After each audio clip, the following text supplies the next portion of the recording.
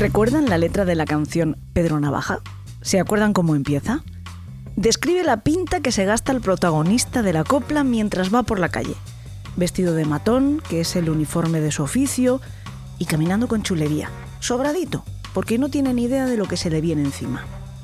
Pues cuando estos días leía sobre el caso que les voy a contar a continuación, en mi cabeza se puso a sonar esta canción todo el tiempo. Y no es porque el navajero de Rubén Blades y el villano de nuestra historia de hoy tengan nada que ver, al menos no a nivel formal, porque no son el mismo tipo de criminal, pero el nuestro, el que les voy a presentar en unos momentos, también dejaba clara su calaña con su aspecto, bastante pintoresco por cierto, y también su objetivo era femenino, aunque en su caso no fue a una mujer a la que mató sino a 3, que a diferencia de la de la canción, estaban indefensas.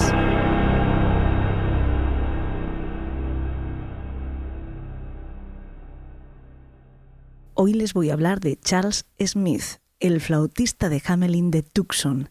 Bienvenidos a Elena en el País de los Horrores. Elena en el País de los Horrores. Con Elena Merino.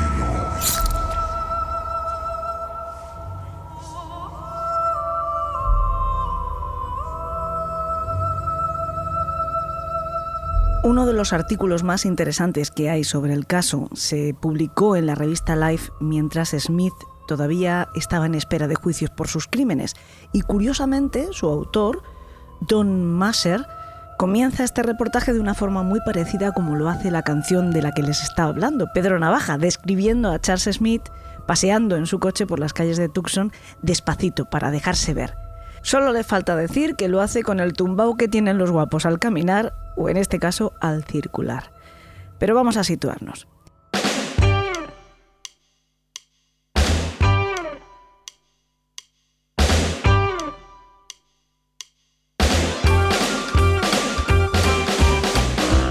Les hablo de mediados de los años 60 del siglo pasado, y como les he dicho, les hablo de Tucson, en Arizona. Por aquel entonces reinaba el rey, Elvis Presley. Se encontraba en la cumbre de su carrera y eso lo hacía casi omnipresente. Estaba en las listas de éxitos, estaba en muchas películas de las que se estrenaban en las salas de cine y estaba también presente en las mismas calles de Tucson o del resto del país, o al menos sus sucedáneos, porque miles de jóvenes fanáticos imitaban al rey en todo, en su estilo, en su peinado y hasta en sus gestos. Uno de ellos era Charles Smith, y verán que no escatimaba en recursos para parecerse a su ídolo. Otra cosa es que lo lograra con más o menos éxito. Charles Smith, Smithy para los amigos, no era un tipo feo en absoluto, pero sí considerablemente bajito. Medía 1,64. Poca gente lo hubiera dicho porque utilizaba unas alzas caseras que conseguían elevar su estatura casi 8 centímetros. Y bueno, también le hacían caminar un poco raro. Verán, el remedio de Smithy para su corta talla había sido encargar unas botas fabricadas de acuerdo a un diseño propio, negras, con cordones que se ataban detrás, con tacón alto vaquero, puntera fina, y hueco suficiente en su interior para rellenarlas de trapos, de latas aplastadas, de cartón, sobre los que apoyaba los pies y le daban ese palmo extra de altura, aunque le hacían caminar como si fuera un pato. Esto de todas formas no era ningún problema, porque él sabía cómo sacar ventaja de los fallos del sistema, y la cojera le permitía aumentar el aura de misterio y de peligro que había construido en torno a él. Cuando algún amigo o alguna chica le preguntaba por qué caminaba así, él contaba que había quedado dañado después de una pelea contra unos mafiosos en la que, por supuesto, él había salido victorioso. Tendrías que ver a los otros. Como van viendo, Smithy era un personaje de su propia ficción, aunque por ahora lo que nos pueda estar pareciendo cómico, pronto se va a convertir en trágico.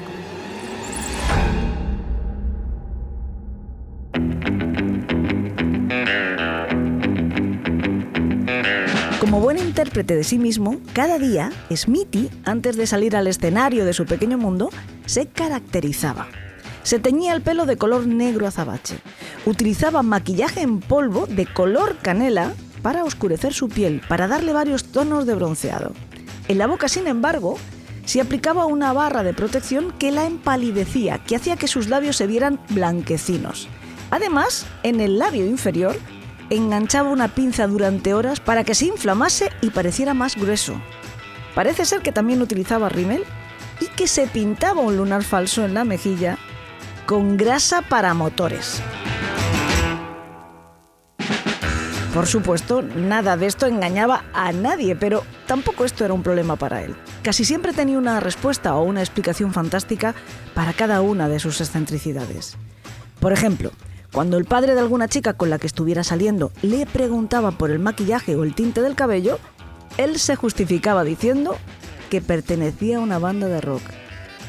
Y supongo que al padre se le quitaban las ganas de averiguar nada más. Smithy era un tipo con recursos e imaginación. Siempre llevaba encima un botecito de sal y otro de pimienta. Según él, los utilizaba en las broncas para cegar a sus oponentes lanzándoles un puñado de cualquiera de estas dos cosas a los ojos. En realidad, las usaba contra sí mismo cuando quería conmover a una chica derramando algunas lágrimas mientras le contaba una patraña sobre su infancia desgraciada, o cuando atacaba directamente sobre la línea de flotación diciéndole a la cándida adolescente que lloraba abrumado por su belleza. Guionista, director, caracterizador y protagonista de su propia ficción. Y aunque las películas que se montaba Smithy eran más bien de serie B, difíciles de creer y, si me apuran, difícil incluso aguantar la risa ante un espectáculo tan patético, a él le funcionaba. Todo pasa por saber elegir al público adecuado. Charles Smith era una especie de ídolo entre los adolescentes de Tucson, quizá porque siempre había hecho lo que le había dado la gana.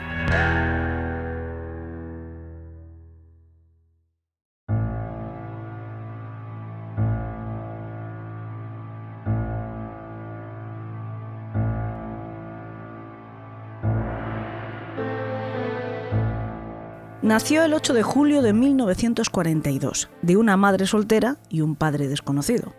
El mismo día fue entregado en adopción a Charles y Catherine Smith, propietarios y gestores del hogar para ancianos Hillcrest. No fue un niño convencional, pero en el buen sentido, destacando por muchas cosas. Era curioso, era ingenioso, brillante, claramente inteligente, pero le gustaba demasiado correr riesgos y además era inmune absolutamente a las expectativas de los demás. Si lo hacía, era porque él quería, nada de satisfacer a otros. Una de sus actividades favoritas cuando tenía 8 años era salir a cazar conejos, pájaros o ardillas con su mejor amigo, Paul Jean, armados con pistolas de aire comprimido. Pocos años más tarde, cuando Paul tenía 15 años, mató a un hombre durante un atraco a mano armada, a un coronel de las Fuerzas Aéreas a quien disparó en la cabeza. Como era menor de edad, solo pasó 5 años en la Escuela Industrial Fort Grant, un reformatorio que también conocieron otros amigos de Smithy. Su madre siempre sintió adoración por él, y tanto ella como su marido le consentían y le daban todo tipo de caprichos. Sin embargo, Charles con su padre se llevaba muy mal. Según él, le pegaba sin motivos. Fue un estudiante bastante mediocre, con malas notas en secundaria. Tal vez por esa razón fue enviado a la Escuela Militar San Diego durante un semestre. No sirvió para gran cosa. Sin embargo, sí era un gran atleta.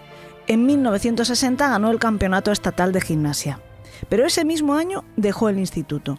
Fue expulsado por robar algunas herramientas del taller mecánico y podría haber sido readmitido, pero ni siquiera lo intentó. Decía que lo había dejado él por aburrimiento.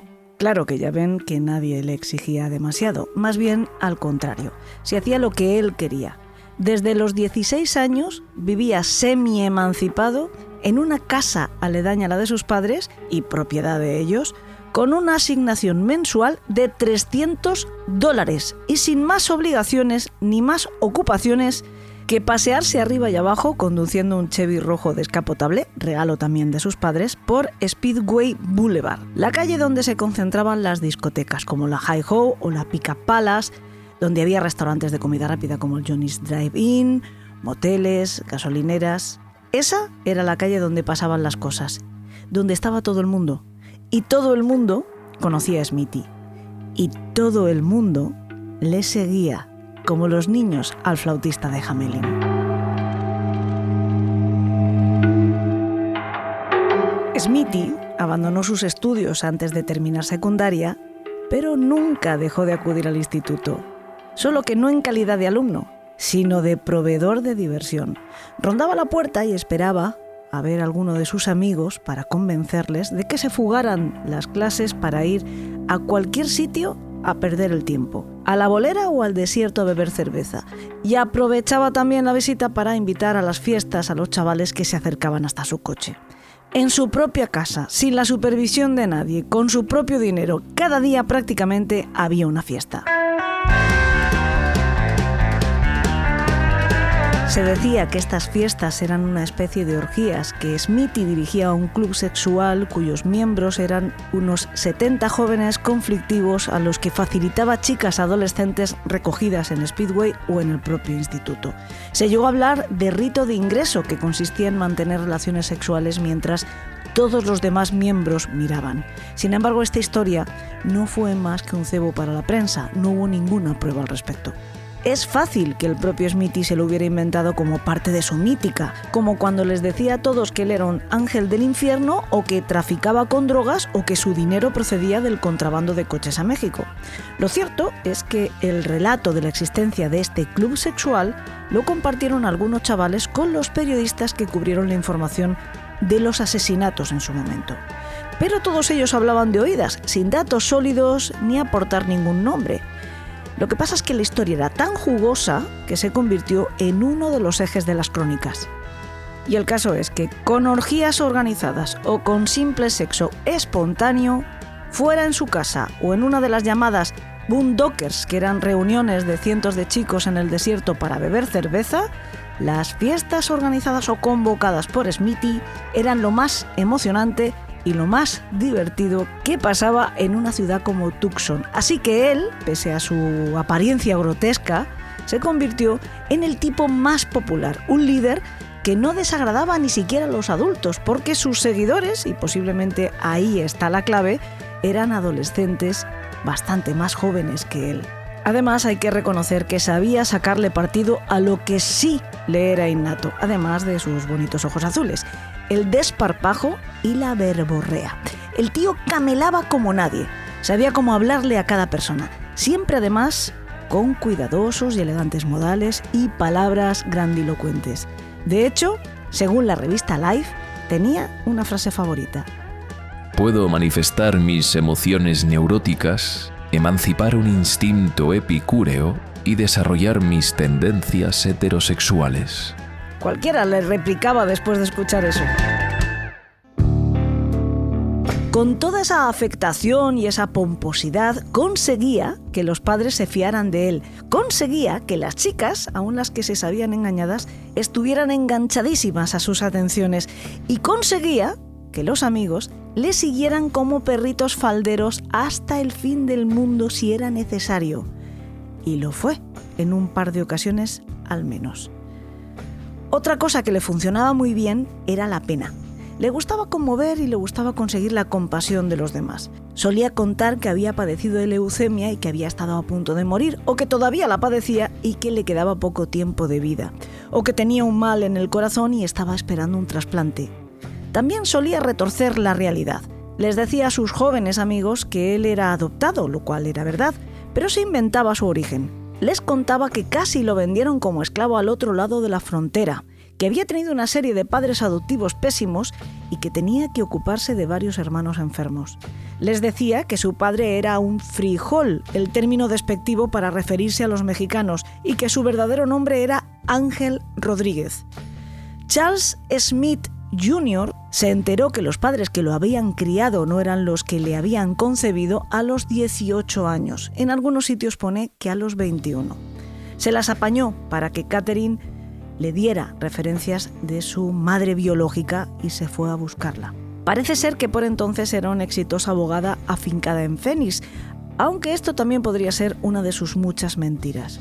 Cuando se presentó ante ella, la mujer le dijo algo así como: no te quise cuando naciste, ni siquiera antes de que nacieras, ahora tampoco te quiero. Vete y no vuelvas. Pero a esto último Smithy no quiso hacerle caso y él contaba que volvió. Entonces su progenitora contrató a 2 matones para que lo echaran.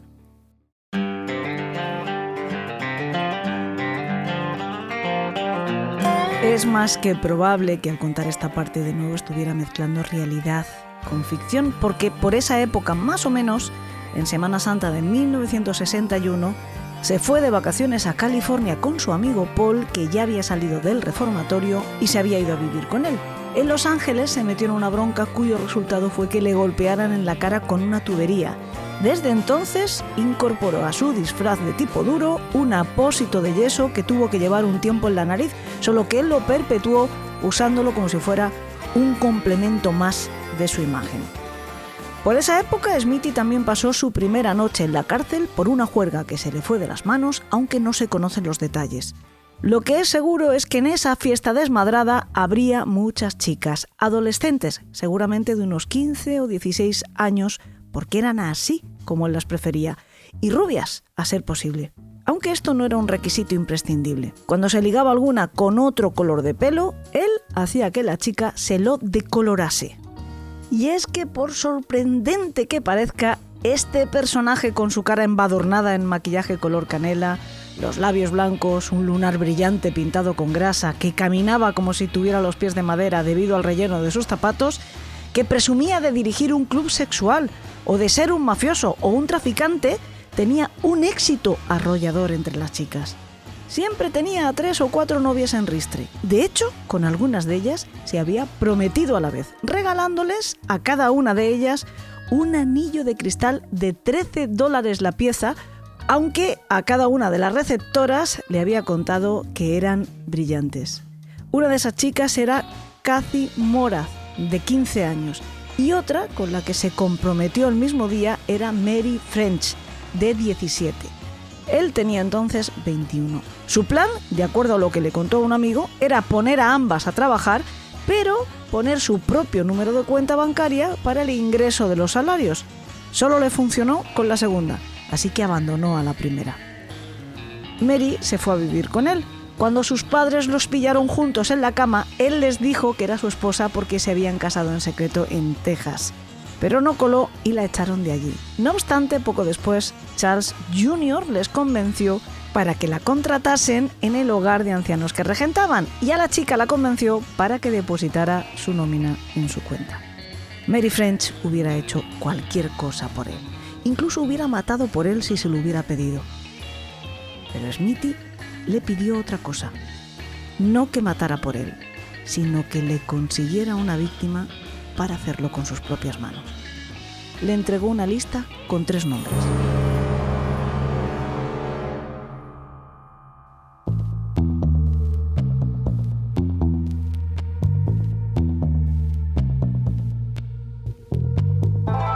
La fantasía del asesinato ya llevaba un tiempo rondándole en la cabeza, y como todo lo que pasaba por ahí, lo había compartido con varios amigos, entre otros John Saunders. Ninguno le dijo que estaba loco, ninguno trató de disuadirlo. Tal vez ninguno le tomó en serio sabiendo que Smithy era un mentiroso y un fantasma. Pero él siguió hablando del asunto, incluso depuró el plan con French y Saunders. Le dijo a ella que convenciera a alguna de las chicas de la lista de que esa noche, la del 31 de mayo de 1964, saliera con ellos 3 a beber al desierto.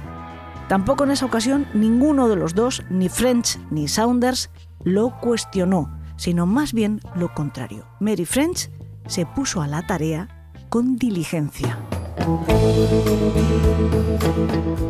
Eileen Rowe era una chiquilla de 15 años, rubia y con los ojos azules, que llevaba un año viviendo en Tucson, donde se había mudado junto a su madre Norma y su hermano pequeño después del divorcio de sus padres.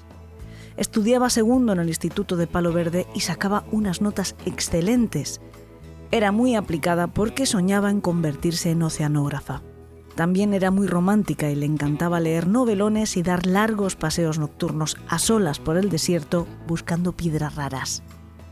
Aunque ese día en concreto, el último de mayo de 1964, no tenía ninguna intención de hacerlo, ni siquiera de salir de casa. Al día siguiente tenía un examen y además tenía que levantarse a las 6 de la mañana. Eileen conocía a Mary French, podía decirse que eran amigas, a pesar de la diferencia de edad y a pesar de que a Norma, su madre, no le gustaba nada a aquella chica, ni su amigo, el tal Smithy. A Eileen tampoco le entusiasmaba. Uf, es espeluznante, me da escalofríos, pero puede ser agradable cuando quiere. Eso es lo que le dijo la chica a su madre sobre él en cierta ocasión. Eileen Rowe era el tercer nombre de la lista de víctimas potenciales que Smithy le había dado a su novia Mary French. Algunos dicen que la había elegido después de que Rowe nunca hubiera cedido a sus avances sexuales. Aquel lunes, el día elegido por Charles Smith para debutar como asesino, Mary French se había puesto a la tarea de proveer a su hombre de un cordero para el sacrificio con verdadera devoción. Estuvo dándole la tabarra a Eileen para que saliera esa noche con ella y sus amigos y la chica le respondió que no en cada ocasión, aunque no sirviera para persuadir a French de que dejara de insistir. Eileen había pasado la tarde viendo los Beatles en la tele e intentando enseñar a Norma a bailar el frug. Después se había dado un baño, se había puesto un bañador negro y el vestido de cuadritos amarillos que le gustaba llevar por casa y estaba dispuesta a irse a dormir temprano. Le dio un beso de despedida a su madre, que esa noche tenía guardia como enfermera en el Tucson Medical Center, y se fue a su habitación. Antes de salir de casa camino del trabajo, Norma se asomó al cuarto de su hija y la encontró dormida aparentemente. Sin embargo, en algún momento aquella noche, Mary French, Smithy y el tal John Saunders se presentaron allí. Volvieron a la carga para tratar de convencerla de que les acompañara a una especie de cita de parejas. Solo irían al desierto un rato. Al final se dejó convencer.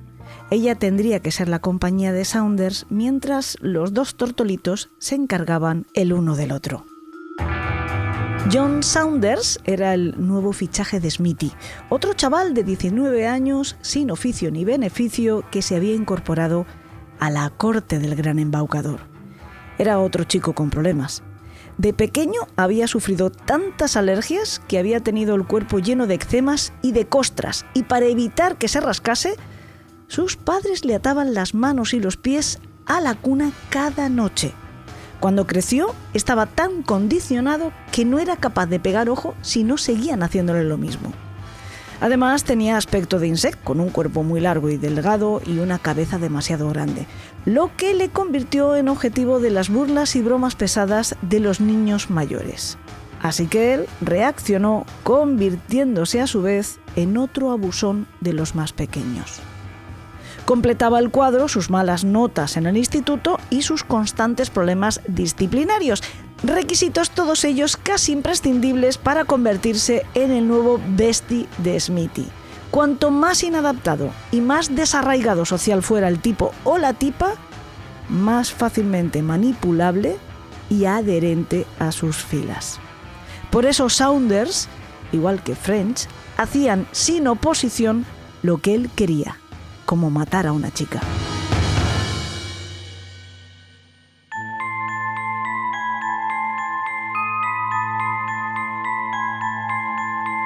Esa noche, Smithy metió un par de palas en el portamaletas de su coche antes de ir con sus dos cómplices a por Rowe. Esperaron en las inmediaciones de la casa hasta que vieron que Norma se marchaba a trabajar. Entonces, Mary corrió hasta la ventana del dormitorio de Eileen, la llamó y consiguió convencerla. Los cuatro fueron hasta el desierto, en una zona cerca de Harrison y Golf Link Road. Dieron un paseo y se sentaron junto a un arroyo a charlar. Entonces Smith le dijo a Mary que le acompañara de vuelta al coche a por una radio. A los pocos minutos oyeron a Eileen gritar.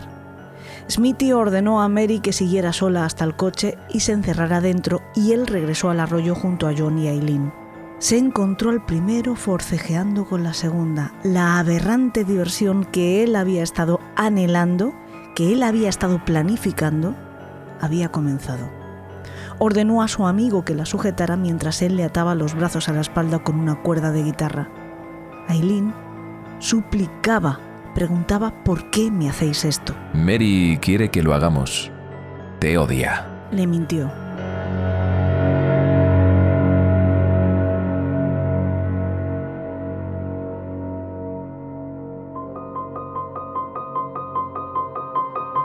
La desnudaron y obligaron a tumbarse en el suelo. Después, Smithy ordenó a John que la violase, pero no fue capaz. Así que lo mandó a paseo, literalmente, le dijo que se diera una vuelta. Al cabo de un rato lo llamó de regreso. La chica estaba vistiéndose, llorando con desesperación y terror. Comenzó a andar alejándose de estos dos bestias, pero ellos la siguieron. Smithy cogió una piedra con el borde afilado, se la dio a John y le dijo que la utilizase para matar a Eileen. De nuevo no pudo. Su líder, que más bien parecía su amo y señor, le dijo entonces que también se fuera al coche. Poco después se reunió con él y con su novia allí. Tenía las manos llenas de sangre. Le dijo a Mary: La hemos matado. Te quiero mucho. Después le dio un beso. Estaba muy emocionado. Smithy cogió una pala y les pidió a sus dos cómplices que le acompañaran de vuelta al lugar del crimen. Allí vieron a la niña, con la cabeza cubierta de sangre. No comprobaron cómo estaba, solo supusieron que muerta. Entre los tres, cavaron un hoyo de poca profundidad y arrojaron el cuerpo dentro. Antes de volver a casa, limpiaron el coche en profundidad para eliminar cualquier posible huella de Eileen Rowe e inventaron su coartada. Dirían que esa noche la chica había aceptado salir con Saunders, pero que le había dado plantón. Al día siguiente, Norma Rowe trató de localizarla preguntando a todos sus conocidos. Cuando nadie pudo darle una respuesta, fue a denunciar la desaparición a la policía.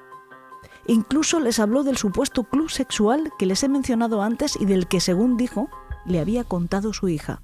Les habló de jóvenes dedicados al tráfico de drogas, a la prostitución organizada y a todo tipo de perversiones. A la policía le pareció una historia inverosímil.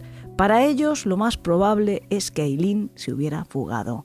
Al fin y al cabo, en esa época, en Tucson, se denunciaban una media de 50 fugas de adolescentes al mes. Su apuesta fue que la chica Rowe era la que inauguraba las denuncias del mes de junio. De todas formas, se investigó a los amigos nombrados por su madre en la denuncia. Se interrogó a Mary French, a John Saunders y a Charles Smith Jr. Los tres contaron su versión ensayada de los hechos y, sin más indicios, les dejaron ir.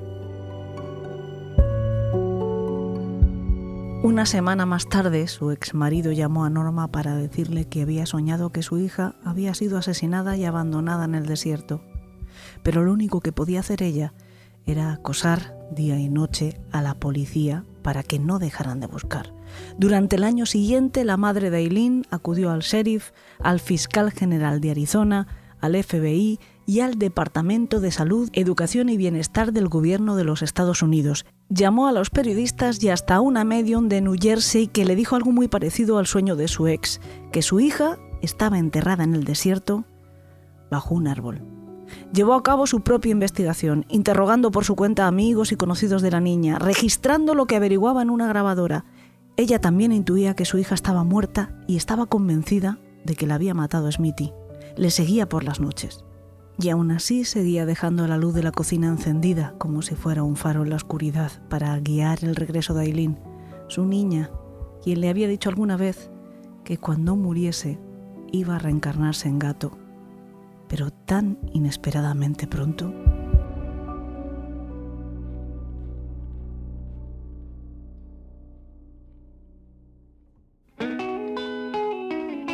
Y mientras tanto, para todos menos para los Rowe, la vida seguía. John Saunders se marchó de Tucson para alistarse en la Marina y un nuevo esbirro le sustituía junto a Smithy, Richard Bruns, un joven de 18 años que también era veterano del reformatorio de Fort Grant, donde había ingresado un par de veces, por robo la primera y por fugarse durante un permiso la segunda. Les había presentado el otro incondicional, Paul Jean. Los tres, junto con todo el que se quisiera unir, siguieron con su existencia plácida y disoluta, montando fiestas en casa de Smithy, pagadas con la asignación de sus padres y el salario de Mary French, que también era aportado por sus padres, recorriendo Speedway para reclutar más chicos y más chicas, sumando y superponiendo romances, etc. Al verano siguiente del asesinato de Eileen Rowe, en agosto del 64, Charles Smith puso sus ojos en Gretchen French, una chica rebelde de familia acomodada que entonces tenía 17 años y era rubia, como a él le gustaban. Gretchen era la hija mayor de un importante cirujano cardiotorácico de Tucson, miembro de la junta directiva de Union Bank. Había asistido a un colegio privado donde, entre otras cosas, enseñaba en equitación a los alumnos. Sin embargo, había sido expulsada después de verse involucrada en el robo a una licorería. Su director incluso le recomendó que recibiera ayuda psiquiátrica y uno de sus profesores la describía como errática, subversiva y mentirosa psicópata. Smithy la vio por primera vez en la piscina pública y la siguió hasta su casa. Volvió más tarde fingiendo ser un vendedor a puerta fría de homenaje, llevando consigo para hacerlo creíble un montón de ollas y sartenes. Llamó a la puerta esperando que fuera ella quien abriera y así fue. Se presentó. Cuando consiguió que le permitiera entrar, le confesó la verdad. Hacía todo eso solo por conocerla. Tal gesto, lejos de asustarla, la sedujo por completo y ambos se hicieron novios. Bueno, en realidad, ella se incorporó sin saberlo al harén de Smith, solo que pasó directamente a ser la favorita durante un tiempo. Después, la relación se volvió tremendamente tóxica. Se odiaron mucho estos dos, pero también se hicieron muy codependientes. Él aseguraba que estaba locamente enamorado de ella, pero también la llamaba puta.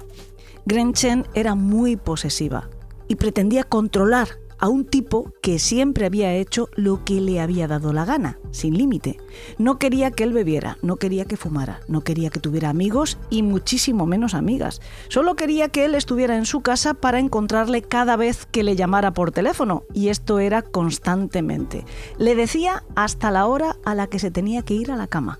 Tomaban serias represalias el uno contra el otro por celos mutuos. Una vez, ella rompió un bote de betún para zapatos en el coche de él. Smithy, por su parte, escribió una carta al Departamento de Salud de Tucson denunciándola por padecer una enfermedad venérea e ir propagándola por toda la ciudad. Y otras cartas a los señores Fritz revelándoles que su hija le abría la ventana de su habitación por las noches o se escapaba para encontrarse con él. Se insultaban, se abofeteaban en medio de la calle, se peleaban a gritos tan fuertes que en varias ocasiones hubo quien llamó a la policía para que los calmara. Se pincharon las ruedas de sus coches mutuamente. En opinión del amigo de Smithy, de Richard Bruns, a quien, por cierto, Gretchen odiaba, ambos estaban hechos el uno para el otro. Yo diría más bien que estaban cortados por el mismo patrón.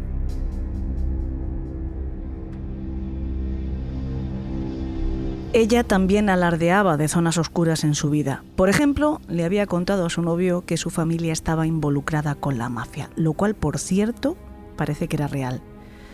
No sé si por corresponderla con otra confidencia o por pura competición, Smithy le contó el asesinato de Eileen Rowe y supuestamente la llevó hasta la tumba.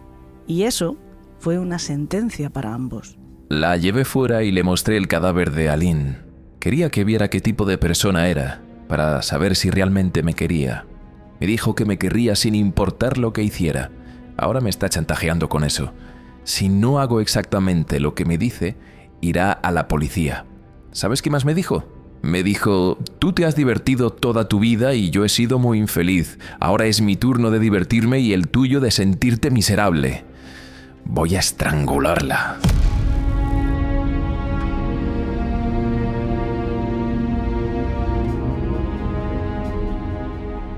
Esta conversación la mantuvo con su amigo Richard Bruns cuando su relación con Gretchen se volvió insostenible. También le contó que la chica le había robado un diario donde daba detalles sobre un supuesto asesinato anterior al de la chica Rowe. Él contaba que había matado al ex de una chica con la que había salido y que lo había escrito en ese cuaderno que ahora su posesiva novia estaba utilizando para extorsionarle. Gretchen se convirtió en una obsesión. La amaba, pero deseaba matarla. La vigilaba constantemente, pero se sentía oprimido por ella. Quería abandonarla, pero no quería que ella estuviera con nadie más. Incluso planeó arrojarle ácido a la cara y deformarla para que no le gustase a ningún otro. Solo desistió de llevar a cabo este plan por temor a que dejase de gustarle a él también. La tarde del 16 de agosto de 1965, Gretchen y su hermana Wendy salieron de casa a las 7:30 para ir al autocine Cactus Drive-In a ver Tinkle Me, una película de Elvis Presley. Acababan de regresar a Tucson de unas vacaciones familiares de 2 semanas en California. No las volvieron a ver con vida. Al día siguiente, sus padres pusieron una denuncia, pero además contrataron a un detective privado, Bill Halin. Casi una semana después, él encontró el coche que se habían llevado las chicas, un Pontiac Le Mans rojo y blanco, aparcado detrás del Hotel Flamingo, cerca de Speedway Boulevard y a unos 8 kilómetros de la casa de Smithy.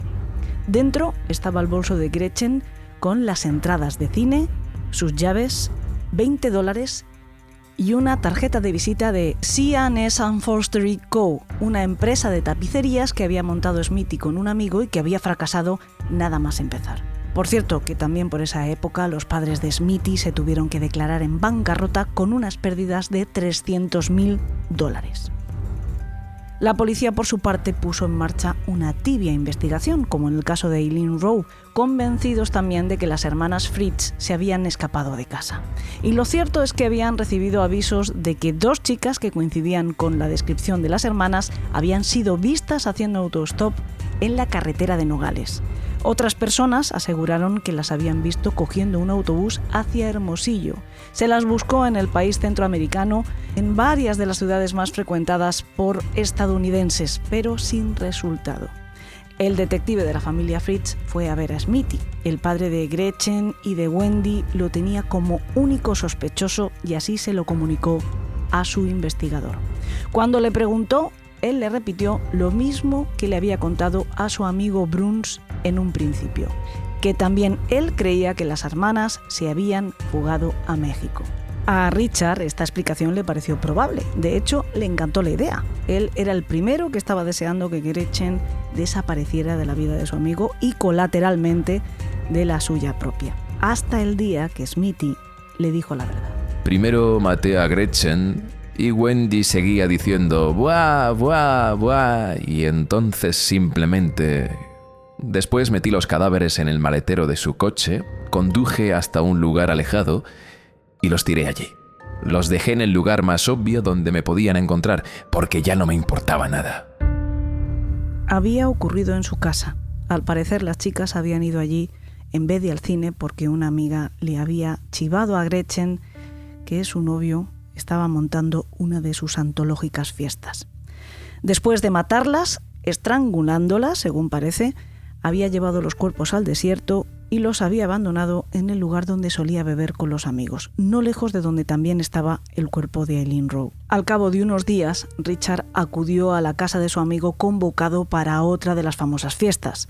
Cuando llegó, la puerta estaba abierta, pero no había nadie allí. Se sentó en la acera a esperar. Fueron llegando más chavales y ninguno de ellos sabía dónde estaba el anfitrión. Al cabo de un rato, por fin llegó, escoltado por 2 tipos con un aspecto bastante peculiar.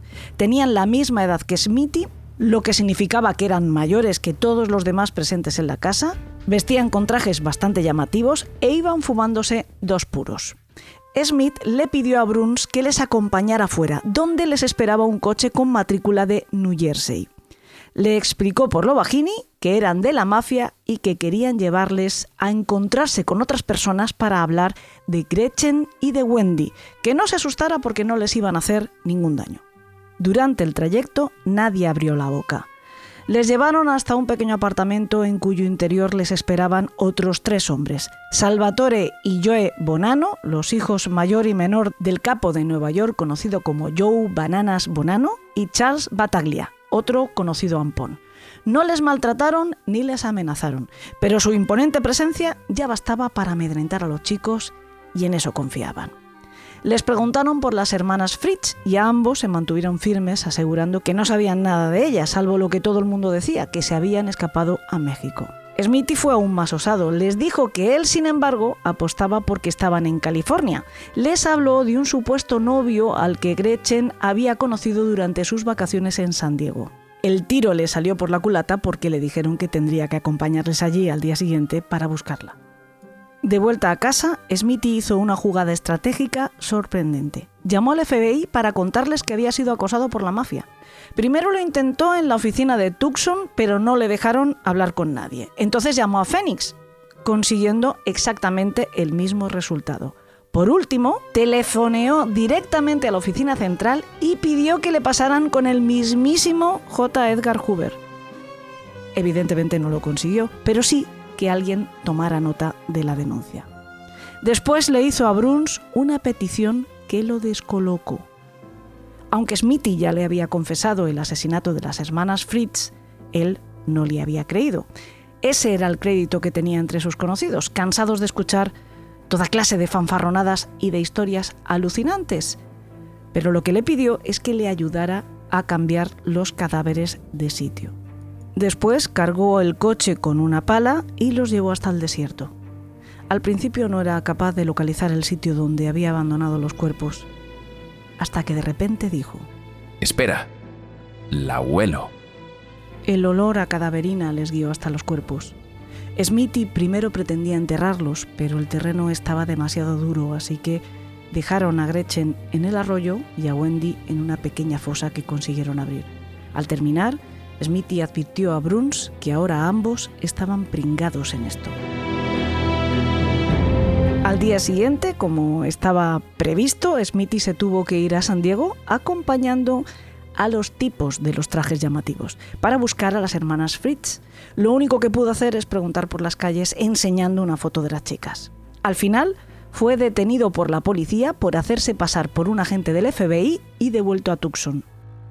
Entretanto, Richard empezó a tener cada vez más miedo. No tanto de que la mafia le hiciera daño o que la policía le detuviese, ni siquiera de que su amigo pudiera ir contra él. Las tres cosas le asustaban, pero más que todo eso, le aterrorizaba que Smithy quisiera atacar ahora a la chica de la que él se había enamorado.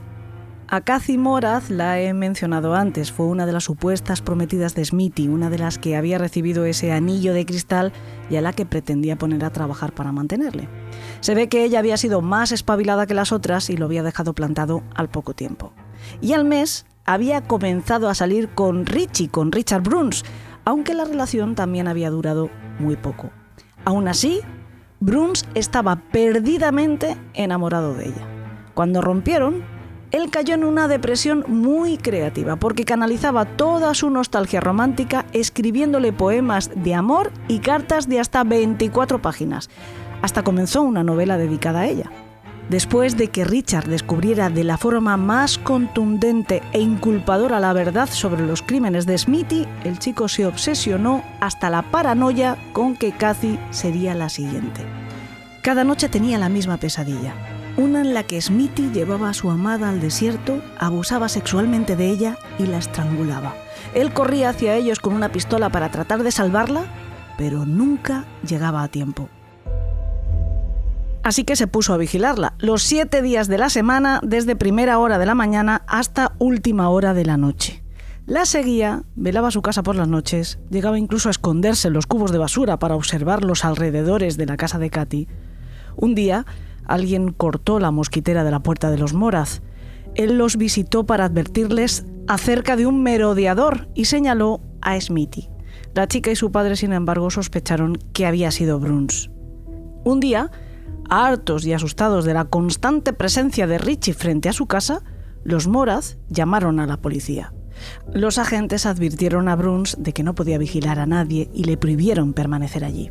Entonces él se fue a su casa a buscar a su perro y comenzó a pasearlo por la misma acera por la que había estado patrullando cada día. Ninguna ley podía impedirle sacar al perro por donde él quisiera. En otra ocasión, el padre de Cathy quiso asustarlo de verdad para que se marchase y le apuntó con una carabina. El abnegado guardián, en vez de sentirse intimidado, le pidió al hombre que apretara el gatillo porque sería un alivio morir y dejar de sufrir de aquella manera. Al final, en octubre, la paciencia de la familia se colmó y presentaron una denuncia formal contra él. El juez acordó con Richard no mandarle a la cárcel si aceptaba el exilio de la ciudad hasta que hubiera superado sus sentimientos por Cathy. Es orden de este tribunal, Richard, que se le imponga 1 año de libertad condicional, cuyas condiciones son las siguientes. 1. No podrá tener contacto alguno con ningún miembro de la familia de Casey, de ninguna manera, y deberá permanecer alejado de la calle donde vive Casey. No podrá entrar en ningún callejón que cruce su calle, ni caminar por ninguna vía pública que cruce su calle. No podrá entrar en ningún callejón que se encuentre a menos de una manzana de su calle o de su casa. 2. Deberá abandonar el estado de Arizona durante un periodo no inferior a 6 meses para irse a vivir con su abuela a Columbus, Ohio, y no podrá volver a entrar en el estado en ningún momento durante ese periodo, por ningún motivo, sin el conocimiento y permiso de este tribunal.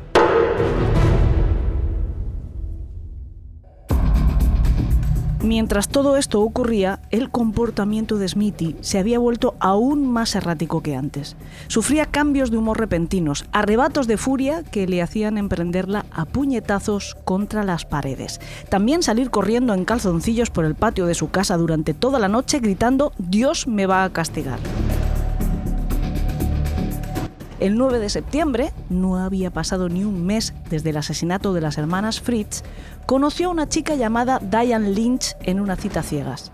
Tenía 15 años, era rubia y muy menuda. De hecho, pesaba 39 kilos. Decidió que le gustaba lo bastante como para pedirle que se casara con él y la chica lo hizo, mes y medio después, el 24 de octubre, en Nogales.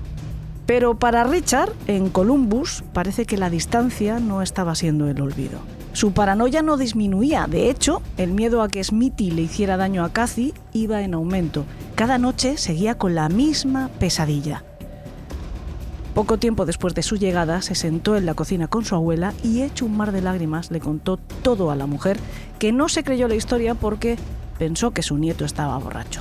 A pesar de eso, le aconsejó que llamara a la policía, y Richard lo hizo. A la mañana siguiente, un par de detectives de Tucson fueron a buscarle para llevarle de regreso y formalizar la denuncia.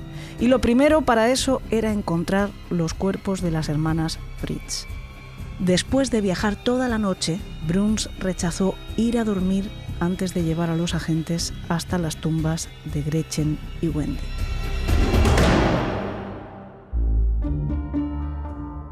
El 10 de noviembre, la policía fue a detener a Smithy. Lo encontraron trabajando en el jardín de la casa de sus padres. Él se percató de un coche que había pasado despacio por delante y pensó que era de nuevo la mafia y se refugió dentro. Cuando un par de agentes llamaron a la puerta, Catherine, la madre de Smithy, fue quien abrió. Los hombres le dijeron que venían a detenerle y ella, quien era una mujer considerablemente voluminosa, les bloqueó el paso y les exigió ver antes la orden judicial que no tenían. Los retrasó lo suficiente para que Smith escapara, aunque lo capturaron poco después. En comisaría le explicaron claramente cuál era su situación. Le dejaron escuchar las cintas con el testimonio de Richard Bruns, incluso le sometieron a un careo con él. Smithy no tuvo la reacción que esperaban, ni se desmoronó ni confesó el crimen con pelos y señales, sino que cuando tuvo a su amigo delante, insinuó que había sido él y que ahora quería cargarle las muertas a sus espaldas. Cuando le estaban fichando sucedió algo bastante chocante. Le pidieron a Charles Smith que se descalzara para las fotografías. En un principio él se negó, pero le explicaron que tendría que hacerlo por las buenas o por las malas. Una vez se hubo quitado las botas, los policías observaron que el detenido había menguado considerablemente, así que le hicieron vaciar el contenido de su calzado. Con lo que salió de allí, pudieron llenar 2 cajas enteras de zapatos. Después dejaron entrar a los fotógrafos de la prensa, pero Smithy se sentó y se negó a posar de pie para ellos. Richard Bruns también había hablado a la policía de Eileen Rowe. Ese asesinato había ocurrido antes de que Smithy y él se conocieran, por lo tanto, Bruns no había estado involucrado de ninguna manera, ni siquiera, como en el caso de las hermanas Fritz, sabía dónde estaba el cadáver más allá de lo que el propio Smithy le había contado, que lo había enterrado también en el desierto. Pero Bruns sí pudo aportar bastantes detalles que le había contado el criminal, como los nombres de sus cómplices Mary French y John Saunders. Una semana más tarde, ambos eran detenidos y devueltos a Tucson, ella desde Belton, en Texas, donde vivía con su familia, y Saunders desde Westbrook, en Connecticut. En cuanto le dijeron a French que su antiguo amor se había casado, no hubo que animarla a contar todo lo que sabía, aunque con ello se autoinculpara. Saunders también reconoció su participación en los hechos, sin embargo señaló como autor de la muerte de Aileen a Smithy. Los dos, aunque por separado, trataron de localizar la tumba de la chica Rowe para los investigadores, pero fueron incapaces. Solo encontraron 2 rulos de los que se utilizan para rizarse el cabello, que eran como los que había estado llevando Aileen la noche que la mataron. Su madre los reconoció. Las autoridades pusieron en marcha un dispositivo intensivo de búsqueda que les llevó a excavar gran parte de la zona y en la que participaron compañeros del instituto de la víctima. Tampoco dieron con ella.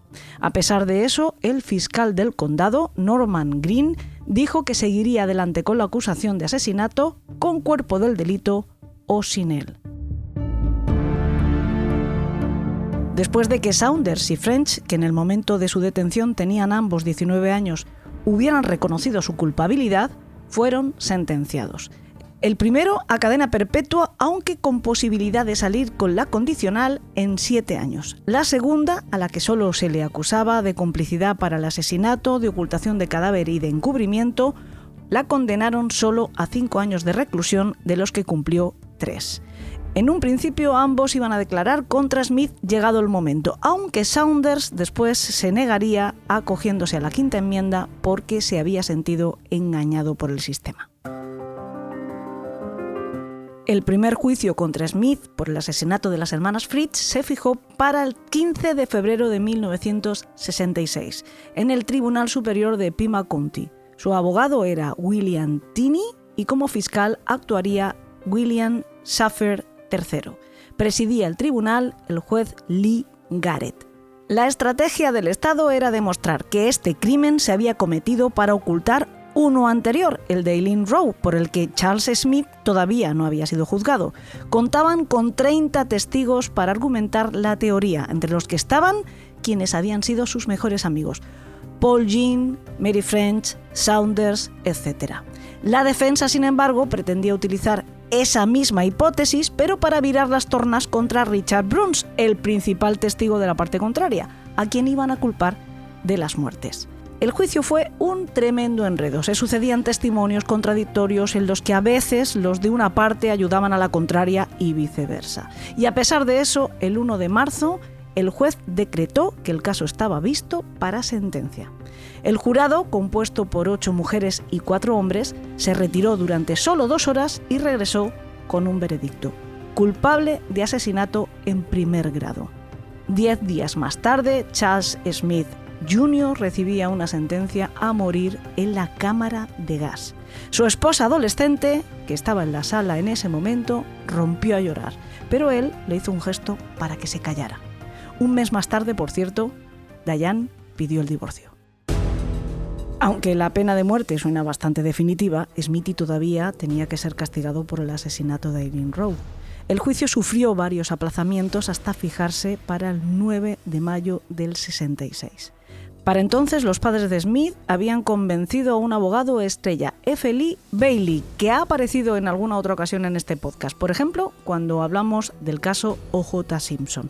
También fue el abogado de Albert DeSalvo y en las mismas fechas que se hizo cargo del caso de Smith, acababa de lograr un gran éxito en el juicio contra el doctor Sam Shepard, consiguiendo que se anulara la condena por el asesinato de su esposa bajo el argumento de que el jurado había estado contaminado por la cobertura mediática.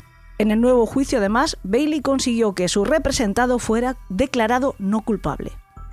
Él y William Tinney, en equipo, pretendían la misma estrategia para Smithy, pero el juez Richard Royston previó medidas muy estrictas para no correr riesgos y secuestró al jurado y prohibió a todos los que estuvieran implicados en el proceso informar sobre el caso a la prensa. Y bueno, pues ante lo que ahora se preveía como una defensa muy difícil, Bailey se apeó, puso todo tipo de excusas y finalmente abandonó la ciudad. Fiscalía propuso un trato: cambiar la acusación de asesinato en primer grado a segundo grado siempre que Charles Smith se declarara culpable. De este modo, evitaría una nueva pena de muerte. Muy a su pesar, aceptó y después se arrepintió. Al mes siguiente, mediante una carta de 36 páginas, solicitó al juez un nuevo juicio, alegando que sus abogados le habían coaccionado para declararse culpable. No le sirvió. Fue sentenciado a una condena de entre 50 años y cadena perpetua. Por fin, a finales del mismo mes de junio, llevó a las autoridades hasta la tumba de Eileen y su familia pudo recuperar lo que quedaba de ella.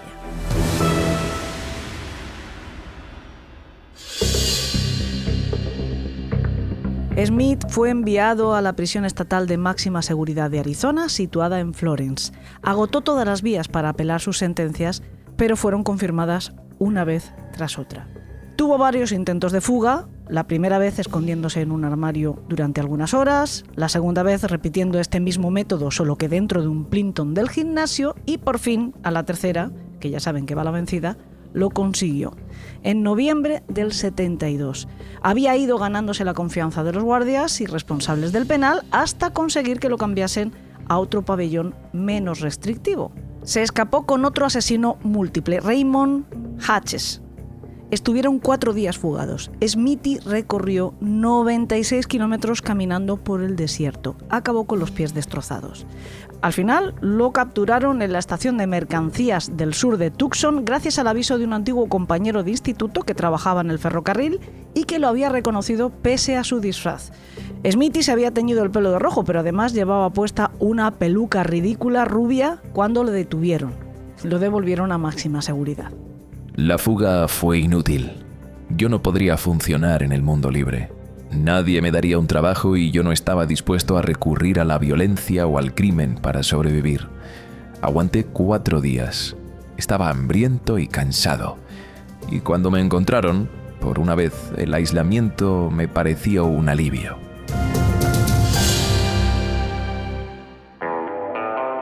El 29 de junio de 1972, el Tribunal Supremo de los Estados Unidos declaró la pena de muerte ilegal y todas las condenas de esta clase fueron conmutadas por cadena perpetua.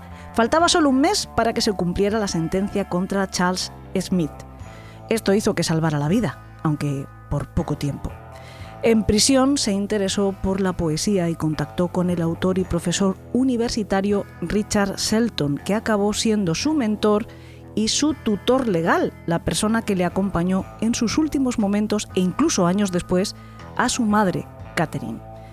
Y a su buena influencia se debió que Charles Smith cambiara legalmente su nombre por Paul David Ashley para dejar atrás su pasado y que depurara lo bastante su estilo literario como para que unos editores de Phoenix prepararan el lanzamiento de su primer libro de poesías.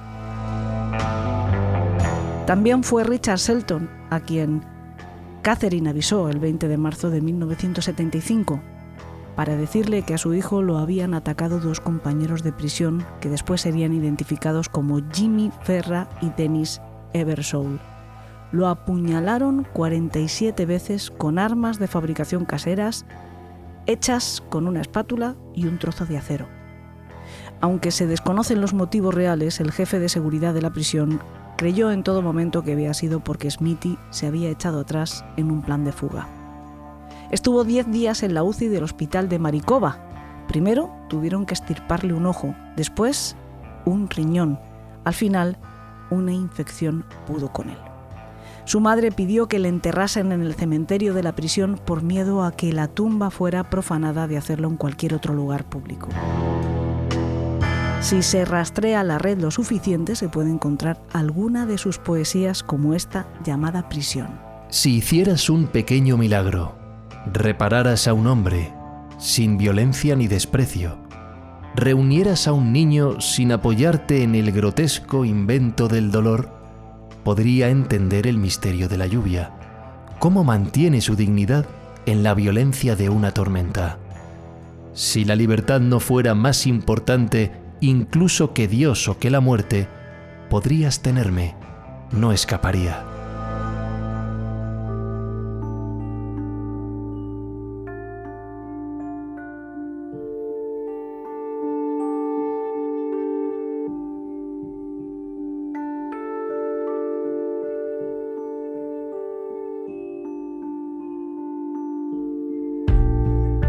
Espero que les haya gustado la historia del flautista de Hamelin de Tucson. Si es así, por favor, recomiéndennos y por favor, vuelvan la semana que viene. Hasta entonces, que tengan dulces sueños.